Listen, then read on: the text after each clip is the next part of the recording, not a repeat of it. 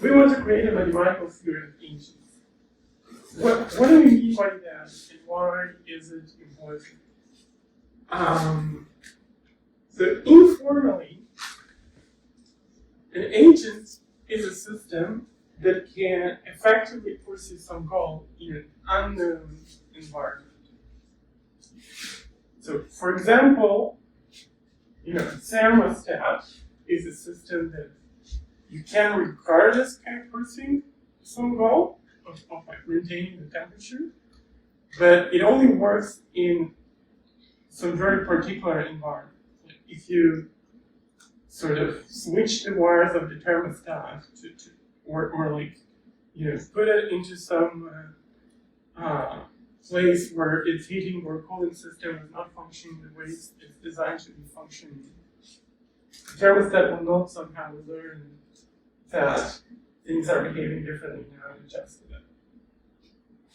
So, in some sense, the thermostat assumes that the environment is known, or at least some properties of the environment are known.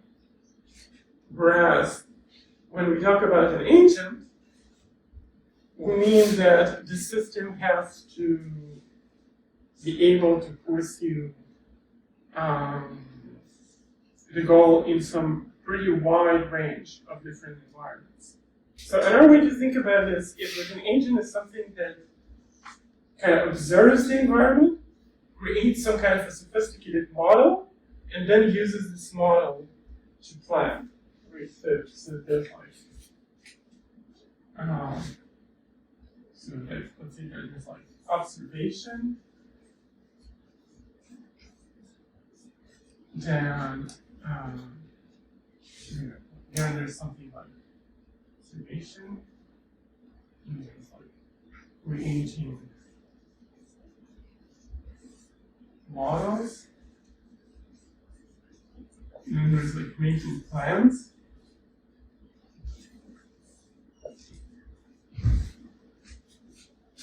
and then there's executing the plans.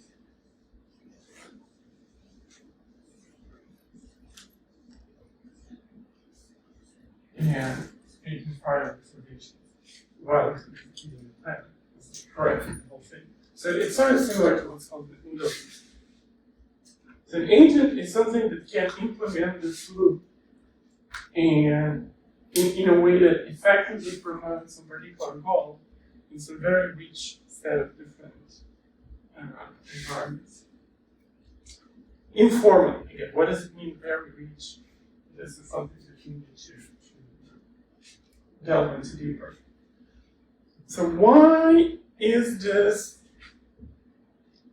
an important why is this like an important concept?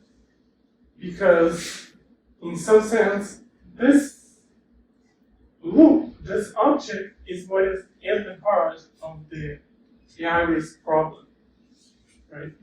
Like when we talk about AI risks, the reason we talk about it is because we're worried that if an agent exists with goals that are not aligned to our own goals, then it will be able to effectively move the environment in some direction which we don't like.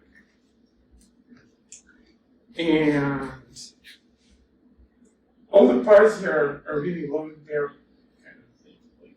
Like if it's so an agent is a system that the reason we're like so concerned is because the system is not just like something that does bad in some very particular circumstances. Like a nuclear bomb is something that might be very damaging, but it's not like finding new plans, new ways to make it explode. Right? It's only path to effect is very like constrained and well understood. And if you neutralize this particular path, then you don't need to worry about it. On the other hand, an agent is something that can actively learn and build more and more sophisticated models, and more sophisticated plans that it can use to like overcome agents you throw it. So if we want to understand how such systems behave, and we want to make them we want to understand what does it mean for a system like that to be aligned to our own goals, and what can we do to ensure that the system will be aligned, under what kind of assumptions it is going to work. The concept of agent is a central concept in this whole story. So, in order to have mathematical tools for analyzing this kind of systems, we need a mathematical theory of agents. Does that make sense? Okay. So, how would we go about constructing a mathematical theory of agents? Well, our starting point is this kind of informal definition. So we look at this informal definition and we try to translate it to a formal mathematical definition. And then we look at what we got and see whether it matches or doesn't match us, what we kind of know or expect about agents. And then we find some discrepancies and iterate on them. So this is kind of basically the underlying principle of the learning-theoretic research attempt. First iteration is Hader's AIXI model.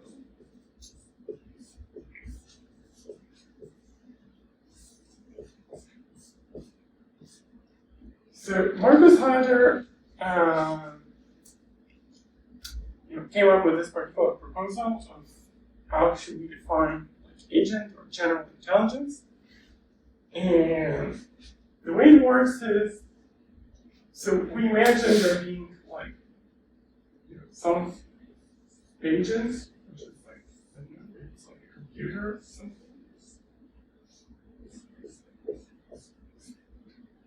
And there is some environment.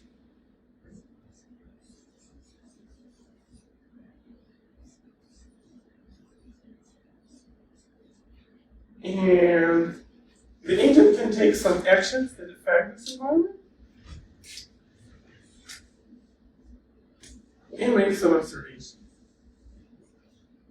For example, maybe the actions are like agents controlling some robotic arm that's moving around and doing something. Right? The observations might be some camera that's taking a video of the environment, and pixels of the images are observations. And then, okay, so the possible hypothesis about the environment can be described as some mapping from action observation histories to distributions over observation. And now the key ingredient in the AIXI model is there's some product over those environments, which is the solvent product. So there's a salt, so there's zeta, which is the solvent product. So in one word, the solvent product means that there's some universal Turing machine that we fixed, and we use the programs on this machine to describe environments, and to every such program we assign a probability, which is 2 to the minus the problem. So shorter program kind of get higher probability, and this is sort of a reflection of Occam's razor, which says it's simpler hypothesis and more probable. Okay, so we have a solvent prime, and now we can also talk about policies, which are mappings from histories to actions. And we might also have some utility functions. So this is not exactly how Hader does it, but for our purposes, we'll do it like this. There's some utility function, which is a mapping from infinite histories, which also sometimes called destiny history numbers, and then we can search for pi star, which would be argmax over policies pi of x expectation with respect to zeta and phi. Right, so we were kind of maximizing overall policies, the expected utility with respect to the solvent prior to interacting with this policy. So this kind of policy pi star is the AIXI. It is what Marcus Hatter describes it as kind of the ideal intelligent agent.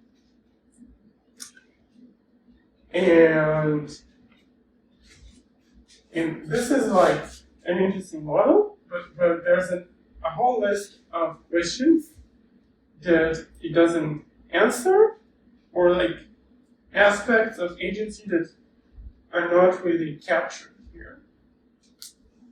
So one problem, which is kind of the most obvious one maybe, is that it is computationally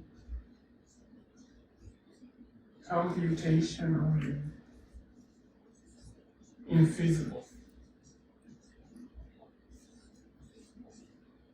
So actually computing this pi star is not possible. This pi star is not even, it's uncomputable. It's literally uncomputable. So obviously real agents are computable, so this cannot be like a precise model of real agents. So, yeah, if all we care about is computability, then it would be kind of easy to solve. Like we could instead of using the solvent prior, try to use some kind of bounded solvent prior, for example. Use bounded solvent.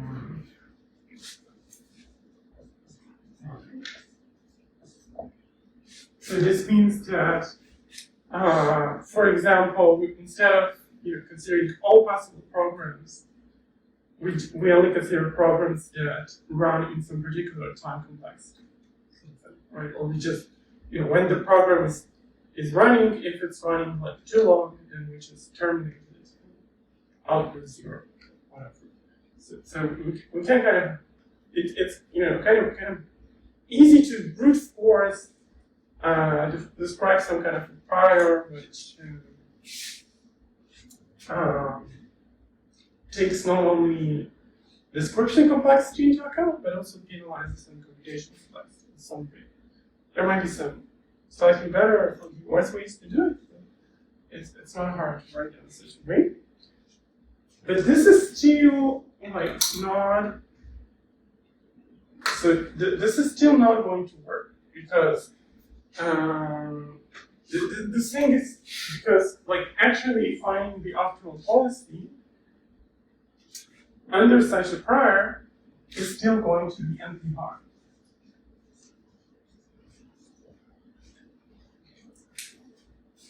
Okay, because there's, well, roughly speaking, because there's like an exponential number of different hypotheses that you want to test. Or if you only want to test the hypothesis of like description complexity of the n, there is still like 2 to the n hypothesis like this. And there's no obvious way to find the right one, and indeed you can actually prove that this problem is in some sense NP hard. Won't try to make this precise, but there are definitely some cryptographic hardness results that you can show about this. So this is still not like not a solution. So we do know certain classes of hypotheses for which efficient priors exist. Efficient like learning algorithms, or like efficient approximations of the best optimal policy exist. So for example, we can consider like Markov decision processes with small number of states. Small number of states. So if the environment is like an MDP with a small number of states, then there exists algorithms which can like efficiently learn the environment, assume it is communicating, but put it aside for now. and like converge to the RTL policies, and therefore the session algorithm approximates bias optimology. And this algorithm are once in polynomial time, but like the security parameter, like polynomial time in what? Runs like polynomial time in number of states. So the problem with this is this is like a very poor, this is kind of a very impoverished. I'm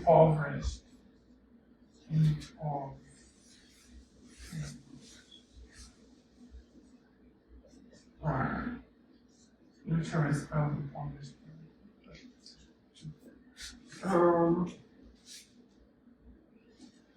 Right, so because like the number of states has to be pretty small, it's kind of very limiting. Because like if you just think kind of intuitively, that you imagine you're trying to imagine like you're trying to write down some description of the world. Even if it's like a fairly small world, right? Just a description of this room, for example. But this room already has like a bunch of different objects in it. And each of these objects can be in several different states. Right, so let's say that there's like, every object can be like in 2 different states or something, at least. Then it means that if you have n objects, then there are 2 to the n different states in which the world can be. So we see that the number of states is something that we usually expect to be really, really large, even in any kind of remotely semi-realistic description of the world or even some interesting part of the world. So it kind of explodes really fast. So this is kind of also not very useful. So the question is, and this is really an open problem, so we can kind of improve on this. You know, it's not just for MVPs with small number of states. We have efficient algorithms. There's some more general settings like linear entities and general entities and all sorts of, but they're still kind of very restricted in certain ways. So kind of the open problem is kind of closing this gap between this kind of infeasible thing and this thing which is too poor to be kind of to describe some kind of powerful information. So this is one problem with AIXI. The second problem is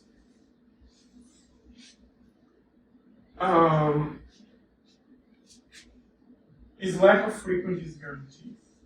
What do I mean by Frequentist guarantees and why is it important?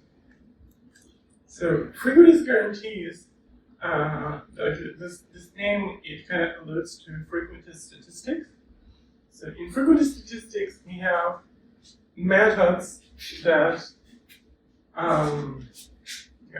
we have some data, like what is statistics, right? We have like some data and we want to learn something about it. So Winston usually construct some kind of model of the data or like find some parameters.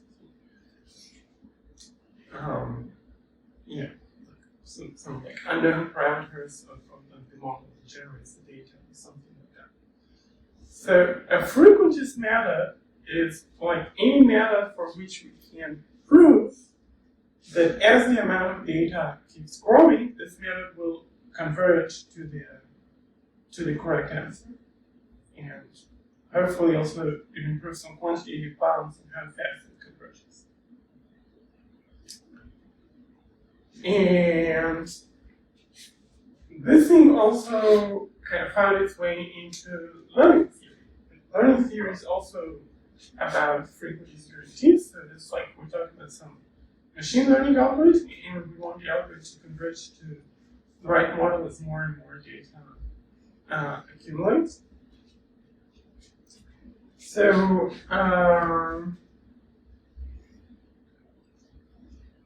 so this seems to be, and kind of opposition in some sense. It's not really opposition, but kind of deductively, it has been, like socially, it has been a certain opposition to this. Is like Bayesian methods, which are like methods based on Bayesian probability theory, where you have some prior, and we just need to like update on the prior.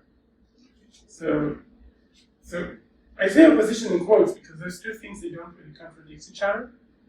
And kind of, in some sense, the opposite is true, that they more like imply each other under some assumptions. But historically, people that have been kind of pushing these two methods have been very much at odds philosophical about, you know, what should be. Like in some sense, the argument is about what is like the philosophically prior state. Like, you know, so what came first, the chicken or the egg? Like, it's like the basic thing. Is the Bayesian like paradigm the basic thing, and in Frequentist guarantee is just like, you know, a consequence of approximating that, or is just Frequentist guarantees what we actually want, and Bayesian methods are like one way to that. I'm not sure there's like a correct answer here. You could really approach this question from different angles.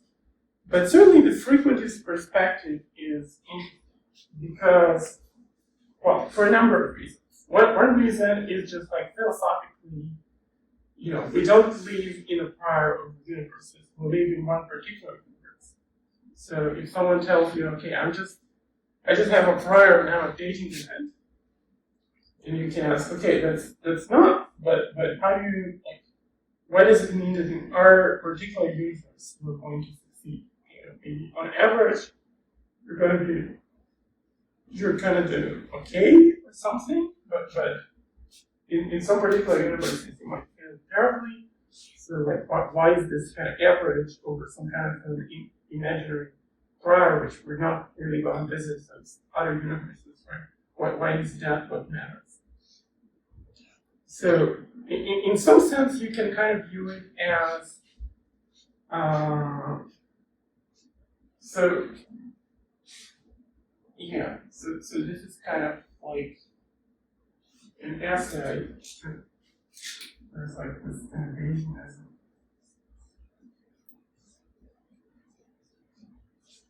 Versus frequency.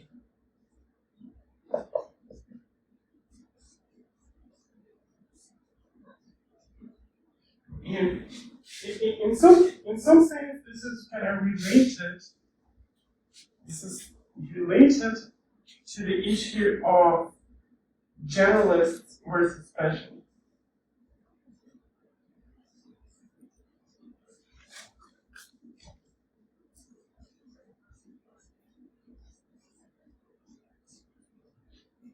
So what do I mean by that? So like Bayesian is kind of like a generalist, right? It's not like trying to it's not like designed to solve one particular task, but it has like this prior, and it's just trying to like do an average for all of them.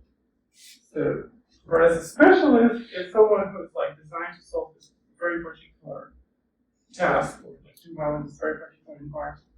So in the real world, you know that somehow generalists end up, in many cases, succeeding as well or even better than specialists. Right? Like you can kind of look at the story of kind of human evolution for this class and say that like humans have succeeded because we are generalists, like our brain has the ability to like, you know, deal with a very big variety of very different problems, whereas, you know, other animals are kind of much more hard-coded, much more driven by like instincts. They still have like some learning algorithms there, but much more like, narrow ones. So they're kind of more hard-coded to survive in very particular environments. And the fact is that somehow we ended up ruling the Earth, and, you know, in some cases even causing those other animals to go extinct because we changed the environment so much, and they were like specialized in some very particular environments. So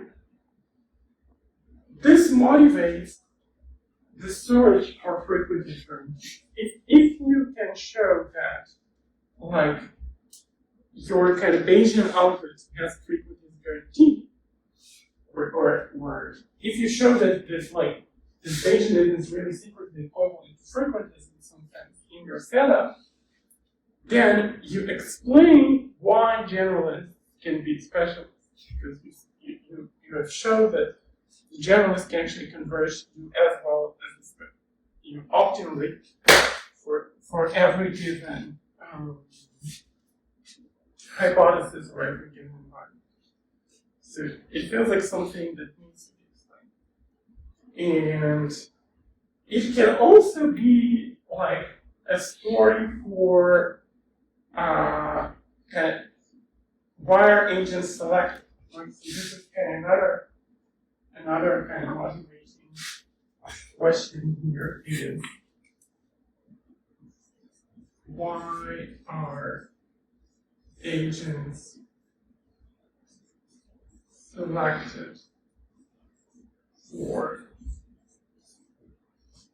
Right, so it's kind of evolution kind of shows humans as in some sense, right, as a kind of meaning design.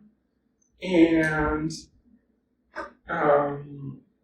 this kind of notion of kind of selection or like winning in some kind of competition is also kind of a crucial notion in the areas, right? Because we're kind of talking about some kind of selection where, in some sense, the AI is selected instead of us. This is kind of a thing we're afraid of, or in mass optimization is also some kind of selection. So this kind of theme of powerful agents being selected for under some optimization pressure, it kind of runs through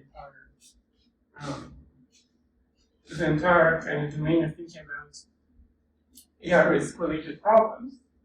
And the key thing here is, why are agents selected for? Is it actually true, or in what sense is it true that agents are selected for optimization problems? And having this theory of frequentist guarantees would also supply an answer to this, because it kind of tells you that, once again, if you know that your algorithm is optimal at every given environment separately, then when you're like selecting for a very specific environment, it's still very plausible that you will get this output because this output is optimal. And you could actually make this argument even stronger. You can argue you will necessarily get a generalist algorithm because when you're selecting, there is some limit to how much information your system contains, and this limit kind of pushes it to be a generalist rather than a specialist. So this may be that's maybe a topic for like this lecture. So this is like another motivating question, and I guess a third direction to look at it is issues related to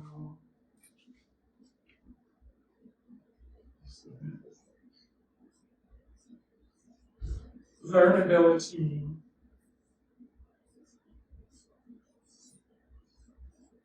and sampling complexity. So in learning theory, we are able to establish criteria when a certain problem or a certain task or a certain hypothesis class is learnable at all. And if it is learnable, then what is the sample complexity? Like how much data you need to learn it within some given accuracy. So understanding those kind of notions, like which concepts it's possible or impossible to learn, and how costly in terms of data it is to learn something. Those are kind of key properties of learning systems in general, and agents specifically, that seem to be really important for a whole wide range of questions. And I mean, it's kind of related to how learning algorithms scale, and it's related to ultimately, if we're going to use this theory for proving guarantees about deployment, then we want also to know that we're trying to design a protocol that learns something, that learns human values, and it learns something less ambitious. But the system is learning something, so we need to understand under what conditions it actually can learn it, and how much data we actually need to supply it to make it work in order to understand whether this design is actually feasible. So this is like another reason why this kind of frequentist guarantees is like a key necessary ingredient of this theory of agents. What's the problem with getting frequentist guarantees for AIXI. There's at least two different series problems here. So one series problem, you can say like 2.1, is the problem of traps. Right, so to even have some chance of actually like having a frequentist guarantee, like having something that converges to the optimal behavior in every possible environment, there needs to be no irreversible mistakes that your algorithms can make. Because if there's something you can do which would kind of irreversibly ruin your chances, then you have no way of learning to do it correctly. Because there's like two buttons. One button kills you, the other button, you live happily forever after. But you don't know which is which. You cannot learn it. It's like there's no trial and error. Once you push the button, then that's it. So the question here is even how do we even formulate, what kind of frequentist guarantees do we even expect to have, given the fact that the real world has traps in it? So because it's kind of the naive guess of just writing kind of regret buttons or something doesn't make sense. So what does make sense instead? How to talk about some frequentist guarantees, or how to talk about learnability and sample complexity in the context of environments that have those kind of irreversible mistakes. A second problem is related to state representation. And the reason I call it a problem is in the sense that kind of classical learning theory usually doesn't address this aspect. So kind of classical learning theory kind of assumes that you have a Markov decision process, and somehow you have a state space, which is given, and then you can learn. But where did the state space come from? How do you learn what the correct state space is? And it turns out that when you kind of try to come up with some basic models for it, then so for example, like regular decision processes are like one attempt to describe state representation, but then it turns out that if you just look at regular decision processes naively, then there is something that I call the password problem, which means that there is like exponential explosion of sample complexity, and what it means is that we need to characterize sample complexity in terms of some parameters that are not just number of states in the regular decision process. So we don't really know what are the correct parameters that control sample complexity for hypothesis classes that do state representation. Sorry, I feel like I still don't understand what the problem with state representation learning is. Can you just paraphrase that again? Okay, so maybe I'll make it more concrete. So what kind of frequentist guarantee can we expect for something like AIXI to say? What would be so we know that in classical reinforcement learning, we typically have a regret bound, which behaves the regret is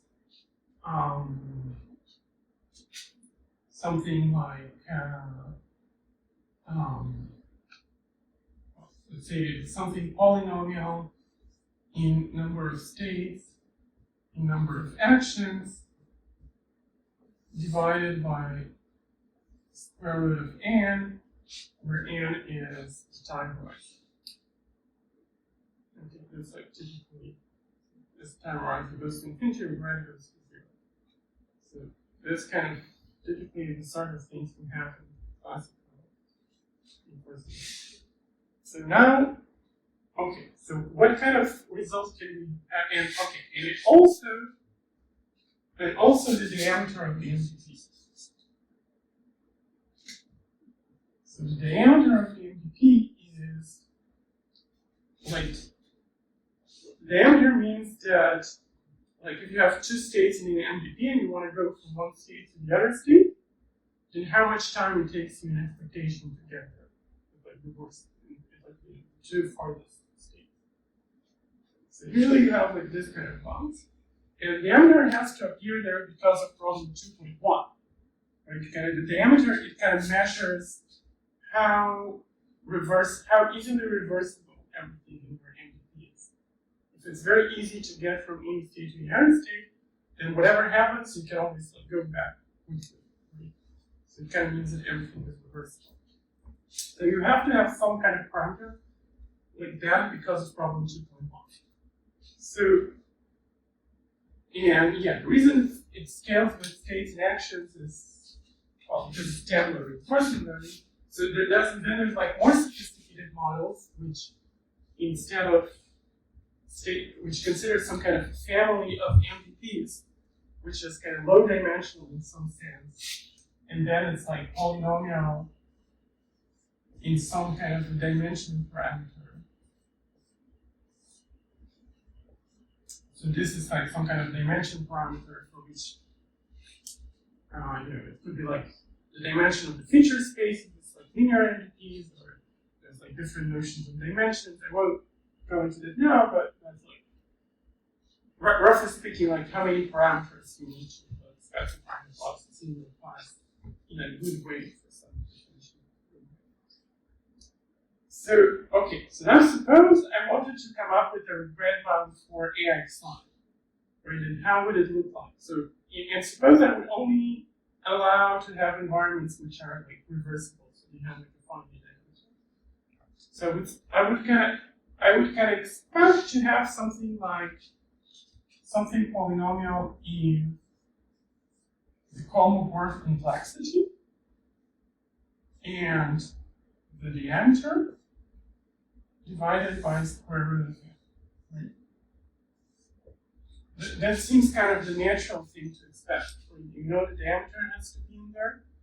Obviously, the Kolmogorov complexity is going to be there, so we expect that more complex environments will take longer to learn, and more simple ones will be faster. So there's more information to learn. Right, and in fact, if we're in the passive, so if instead of like reinforcement learning, we're just passively doing sequence prediction, okay, then in the sequence prediction problem, so in the sequence prediction, so for sequence prediction,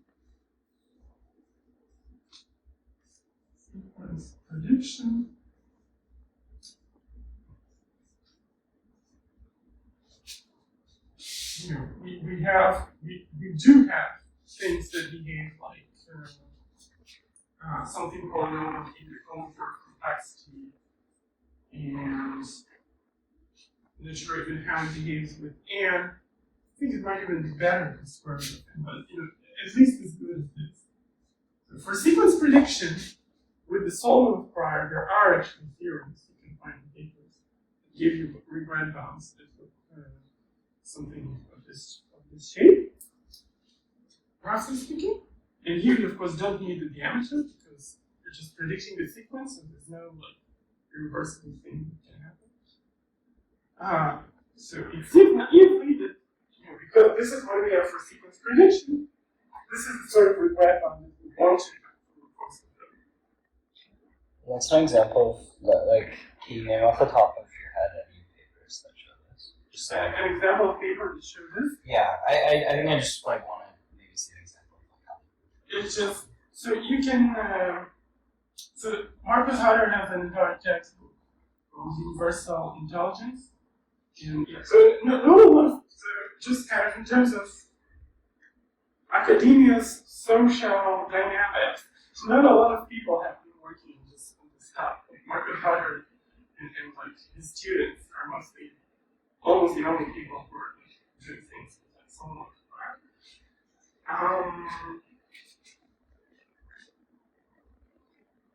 right. So you could hope that you could get this, but in fact, it's impossible. this is not possible.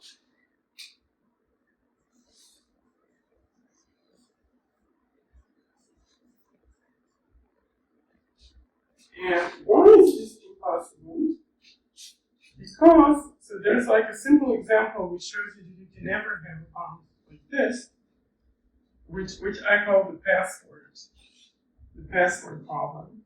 So how does it work? So imagine that, you have like a thing where you have like two buttons, 0 and 1, and there's like, a screen and it says enter password, and you're entering the password, it's 2 bits, and there's like n bits. And in the end, if you enter the correct password, then you get, so if you entered like the correct password,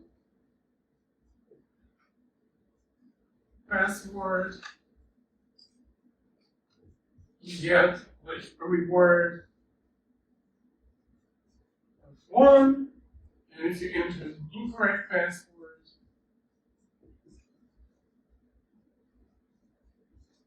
you get a reward of 0, and then you start again. Okay, so this is a family of environment which is kind of labeled by passwords. So for every p in like strings of length, and you have like an environment like this. Here's your password. So those environments, whether they are parameters, so the diameter of this environment is O of n. Right? And how much time does it take to get from one state to the other? You just finish entering the password that you entered, and then you enter whatever you need to get to the third state. And yes, every state here is reachable within time of n. What is the Kolmogorov complexity? So the Kolmogorov complexity is, I'm using n for 2 different things. It's probably bad. So let's change this to n. So the Kolmogorov complexity of this environment is just the Kolmogorov complexity of number m, which is like, at most O of, sorry, it's not the number m, it's like a Kolmogorov complexity of p. So this thing, if it was possible, it would like lead to a regret bound of the form some polynomial in m divided by square root of n. So this is kind of the regret that we would want to have, but in fact it is impossible because it's obvious the regret in this case has to be omega capital of 2 to the power of n. Why? Because in general, there's no way to know the password without going through all possible passwords. So it takes 2 to the m time to do it. So your regret is also going to scale as 2 to the m. So it's not possible to have such a regret. And the question, okay, so so there is some missing parameter here that this regression should depend on. And the question is, what's like the natural choice for this missing parameter? And the same problem arises when so this is kind of talking about like solving the prior, but really the same problem happens when you're looking at just regular decision processes. Because this password system can be described as a regular decision process which has just O of n states, right? Because it just needs to the state needs only to remember how many characters you entered and whether so far they have been correct or incorrect. So it's only 2 state. So the same example shows that for regular decision process, the regret bound cannot be some polynomial in the number of states divided by square root of n. So, for example, there's some paper which instead of the northern and red answering is slightly different, but they still have like the same issue, and they suggest using like things like, suppose we run the uniform policy on a regular decision process, and we look at how much time it takes this policy to reach every state, or something in that way. So we're going to use data for parameter. So like, this is maybe one option, but which, or maybe it's good, maybe it's not good enough. Yeah, but like you need to come up with some, you need to find some way for parameters to measure like that.